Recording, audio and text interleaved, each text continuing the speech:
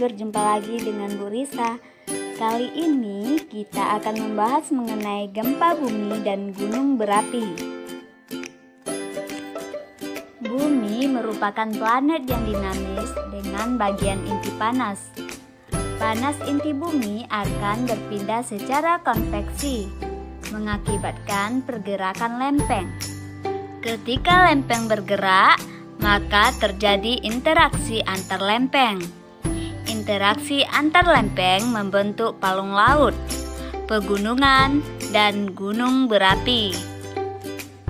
Ketika lempeng bergerak, maka energi dilepaskan berupa gelombang seismik yang kita sebut dengan gempa. Nah, siapa yang pernah mengalami saat terjadinya gempa?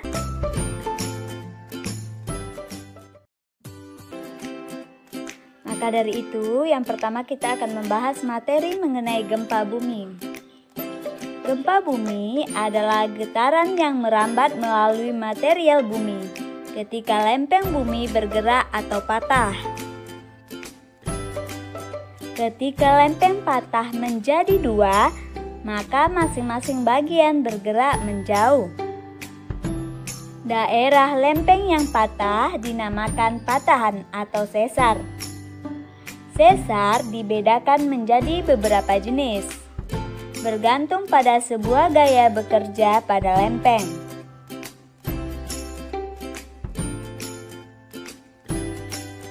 Adapun jenis-jenis sesar, yang pertama ada sesar naik.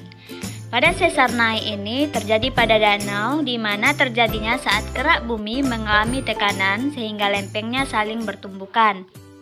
Yang kedua adalah sesar turun, di mana sesar turun ini terjadi saat kerak bumi mengalami tarikan ke arah yang berlawanan, sehingga terjadilah gaya tarikan.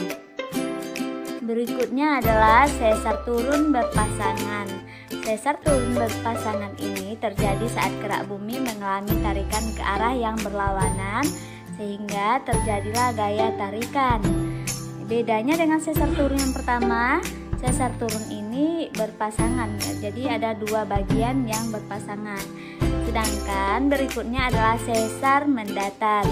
Sesar mendatar terjadi karena gaya gesekan menyebabkan lempeng bumi saling bergesekan dan bergerak mendatar, sehingga adanya gaya gesekan.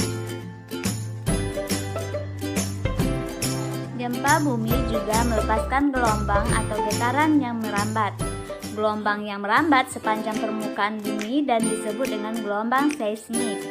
Pergerakan lempeng di sepanjang sesar melepaskan energi. Energi ini merupakan energi potensial saat lempeng terkena gaya. Kemudian, energi potensial merambat dalam bentuk gelombang seismik. Letak hiposentrum dan epicentrum. Titik pada kedalaman bumi yang menjadi pusat gempa disebut dengan hiposentrum. Permukaan bumi yang berada di atas hiposentrum disebut dengan epicentrum. Saat terjadi pergerakan lempeng, gelombang seismik muncul di hiposentrum. Kemudian gelombang merambat dari hiposentrum ke segala arah. Gelombang seismik merambat di dalam dan permukaan bumi. Gelombang merambat di permukaan bumi menyebabkan kerusakan. Gelombang seismik yang merambat di bagian dalam bumi dibedakan menjadi gelombang primer dan gelombang sekunder. Apa itu gelombang primer dan sekunder? Gelombang primer bergerak melalui material batuan. Partikel batuan akan bergerak searah dengan gelombang seismik. Disebut juga dengan gelombang longitudinal.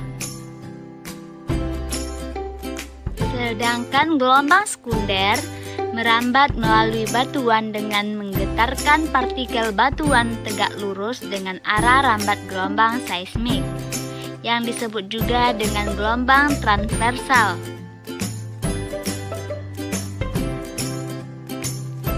harus kita ketahui, ilmu yang mempelajari tentang gempa bumi adalah seismologi.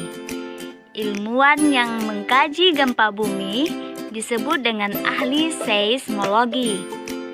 Alat yang digunakan untuk mencatat data gelombang seismik adalah seismogram. Nah, Ibu akan memberikan gambaran mengenai seismogram. Pada seismograf terdapat gulungan kertas terpasang pada tabung berputar. Di atas kertas terdapat jarum dengan pena. Ketika ada gelombang seismik, gulungan kertas bergetar. Jarum tetap diam. Jarum dengan pena yang terpasang akan menggambarkan grafik gelombang seismik pada kertas. Ketinggian garis pada kertas menggambarkan besarnya energi yang dilepaskan saat gempa. Hasil pencatatan seismograf dinamakan seismogram. Seismogram dapat menentukan jarak epicentrum dan stasiun seismik. Ketika ada gelombang seismik, gelombang primer merambat lebih cepat dibandingkan gelombang sekunder. Gelombang primer tercatat lebih dulu di seismograf. Dalam seismogram, gelombang primer dan sekunder digambarkan terpisah. Jarak antara gelombang primer dan sekunder menggambarkan perbedaan waktu datangnya gelombang. Semakin jauh perbedaan waktu datangnya gelombang, maka semakin jauh pula letak epicentrumnya. Hal ini dapat diperhatikan pada gambar di atas. Besarnya magnitud gempa mempengaruhi besarnya energi yang dilepaskan. Semakin besar magnitud gempa, energi yang dilepaskan juga akan semakin besar. Ini merupakan deskripsi dan efek dari gempa bumi.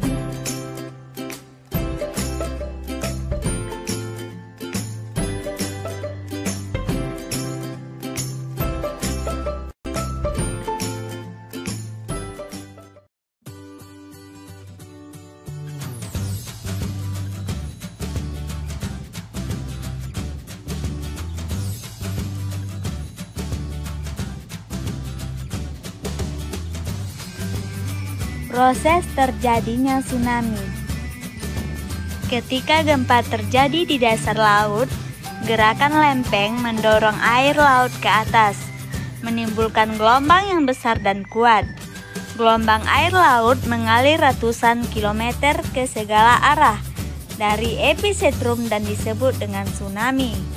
Pusat gelombang tsunami adalah epicentrum yang berada di laut jauh dari pantai. Ketinggian gelombang tsunami di tengah laut sekitar 1 meter. Namun, gelombang tersebut dapat merambat dengan kecepatan 500 hingga 1000 km per jam. Ketika mendekat pantai, kecepatan tsunami menurun hingga 30 km per jam. Tinggi tsunami di dekat pantai meningkatkan hingga puluhan meter sebelum tsunami sampai pantai. Air laut di pantai akan surut seketika.